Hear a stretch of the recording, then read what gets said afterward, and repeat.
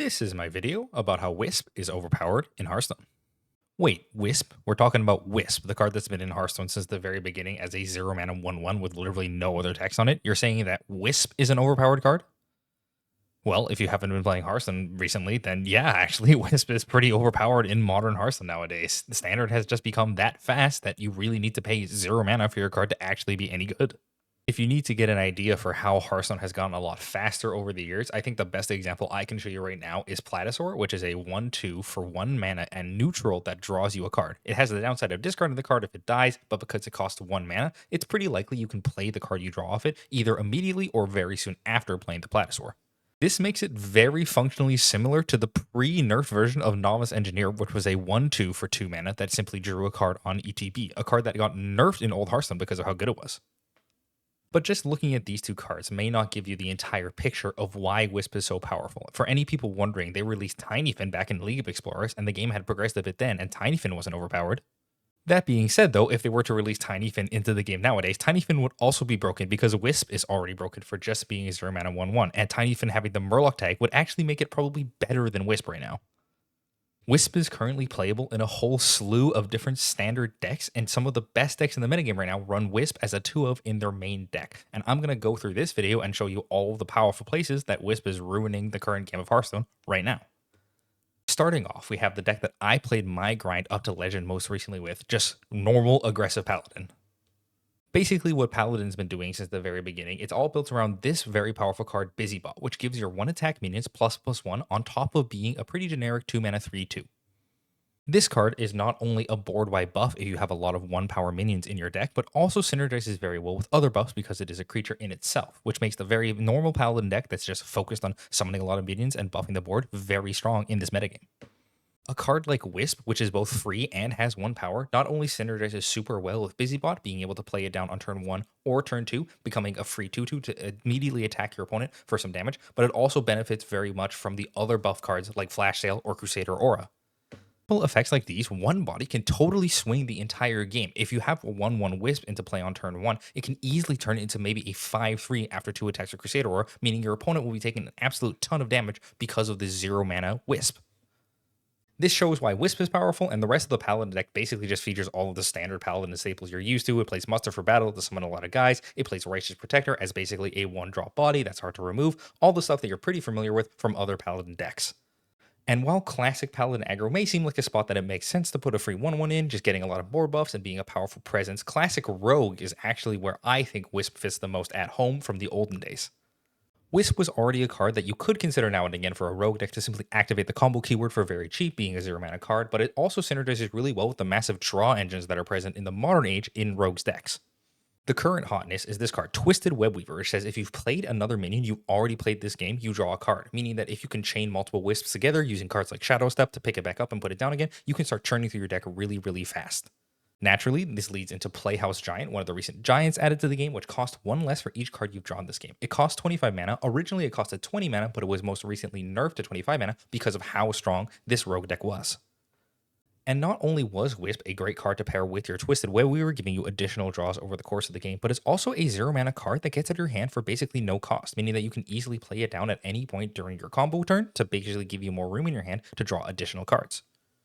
This also combines really well with the fact that Wisp goes really well with the other card draw effects that are currently played in this rogue deck, being Dubious Purchase and Eat the Imp. Dubious Purchase for 4 mana to draw 3 cards is a card you probably already want to play, but the combo of destroying a random enemy minion can sometimes be awkward to activate because it already costs 4 mana. Wisp easily fills this slot in, not only giving you extra space in your hand, but also giving you a free Deadly Shot when played down. Eat the Imp's high cost of destroying a friendly minion would usually be annoying, especially in Rogue, which doesn't have a ton of disposable minions to use, but having Wisp in your deck not only means that you can easily play the Wisp down and Eat the Imp right away, but it also gets out of your hand, drawing you 3 cards, getting you closer to all of your Playhouse Giants. And if you're wondering why Rogue is allowed to play this Warlock card, I'm not going to get into it. Some of the classes can just play cards from other classes. You can figure that out on your own time. Now for some of the ones that may appear more obvious to you, one of them being Quest Shaman, which has the quest Spirit of the Mountain, which simply says play 6 minions of different unique types to get Ashelon.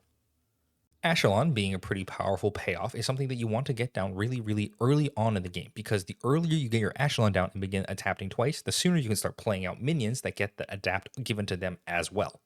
Wisp in this deck pretty obviously just serves as a free quest proc, as there aren't that many good undead minions you'd want to play in your Shaman deck anyway, and Wisp costing 0 mana gives you a free tick on your quest, and also can be used by the benefit of the adapt cards if you draw it later on in the quest progress. Not to mention, Wisp being a 0 mana card also helps out with the quest's weak early game. Not only do you have to pass the first turn of the game to play the quest, you also start with the quest in your hand, meaning you're at a significant disadvantage against any aggressive deck when you're playing a quest deck. We can look at one of the cards like Adaptive Amalgam, which is played in the deck, which is a 1 mana 1/2, which isn't that far off from Wisp already. Adaptive Amalgam does have the benefit of being all types, meaning it guaranteed gives you a quest proc no matter when you play it in the game, but being a 1 mana 1/2 with basically no text on it shows the lengths that you're willing to go through to actually get not only early game board presence, but also to complete the quest as fast as possible. This is basically the long and short of it in Wisp in this deck. It's just the cheapest nailer you could possibly put into your deck, costing 0 mana. This is a deck that would also love having Tiny Fim as another way to activate the quest for 0 mana, because the deck definitely has no need for any late game after you slam down your Echelon. Any decks that could maybe survive simply adapting 2 times will get easily blown up by cards like Shutter Block, which allow you to trigger your next battle cry 3 times. If you simply wait till you have the Shutter Block before you play the Echelon, you can get a total of 8 different adapts at the same time, which is something that most decks will simply not be able to overcome. This is not to mention the other cards which allow you to duplicate your Echelon, getting multiple Echelons down on the board for 5 mana 8/8 that adapt several times, and the fact that Adaptive Amalgam's line of text means that you will never be able to go to fatigue as long as you keep replaying Adaptive Amalgams every turn. Wisp fits pretty naturally and beautifully into this deck, not only because of the synergy pieces, but also because of its need for early game. Filling a similar role, however, but a less obvious one perhaps, is the Quest Warlock deck, which also runs 2 Wisps. The Warlock quest, Escape the Underfell, says that you have to play 5 temporary cards to unlock the Underl Rift, which when played gives you a rift in board that you can throw a card into to summon 2 random fell beasts. This Underfell Rift can sit in your board and can never be removed, meaning that once per turn you will always be able to gain access to one of the 2 random fell beasts, giving you a functional infinite amount of value over the course of the game once you complete your quest. The Fell Beasts are also very good at stopping you from not only dying, but getting you to win the game. Having a charge elusive Fell Raptor means that it's pretty meaningful that you will be beating down your opponent if they do not apply enough pressure to you, but if they do try to apply pressure to you, you can get a Lifesteal Rush Beast, which will help you heal up and stop you from dying, or a Taunt Reborn, which makes it really, really hard for your opponent to hit your face. This makes it so that way the only thing that the Warlock deck is really trying to do is turbo out the quest as fast as humanly possible, because once you get down the board, you can immediately start not only applying pressure to your opponent, but also stop your opponent from applying pressure to you.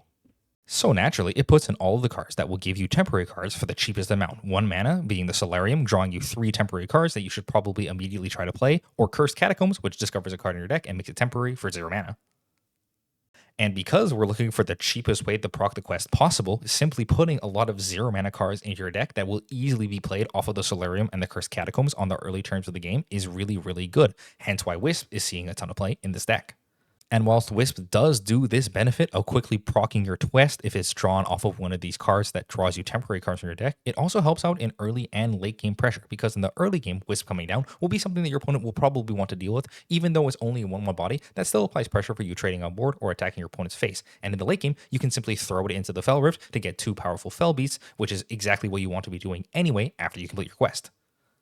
Now, okay, so the TCG, I hear you, but this does sound pretty niche. But if you want to hear about niche, this is the final one that broke the straw for me in terms of thinking that Wisp is actually a broken card in the game right now. And it's the fact that Leech Death Knight, in all words, is a control deck that is currently playing Wisp as a 1-of copy in the deck. A lot of this is due in part to the fact that the deck wants to run Elise the Navigator, a very, very powerful legendary released in the recent set. It simply lets you craft a 1, 5, or 10 cost location if you have 10 different costs in your starting deck. Naturally, because you want to have 10 different costs in your deck, Wisp being basically the only playable 0 mana card is going to end up finding its way into your deck. However, Wisp being 0 mana doesn't only help Elise the Navigator in this deck, surprisingly. A card that Wisp really likes is the Orbital cards. So, for example, Orbital Moon here, which does see play in this Death Knight deck, says if you played a card adjacent to it, give it Reborn. Wisp is one of the easiest cards in the game to play, having basically no cost associated with it, means you can trigger your Orbital Moon really easily. Similar to the proccing from the quests, we also have the proccing from the Rogue deck, where it's getting out of the way for 0 mana. Because you're playing a control deck, you have tons of cards which draw lots of cards very easily. Having a card for 0 mana that just gets out of your hand so that you can draw additional cards to get you to your payoffs is very valuable in a control deck, and is why Wisp isn't the worst pick in this kind of deck. Now, normally a card like Wisp really wouldn't belong in a control slow style deck because you simply don't have enough free value put into the card Wisp. It's a 0 mana 1/1. It does not progress your strategy at all. But the real thing about Hearthstone nowadays is that you really don't need to worry about the late game at all. All the control decks have an easy way to win the late game no matter what.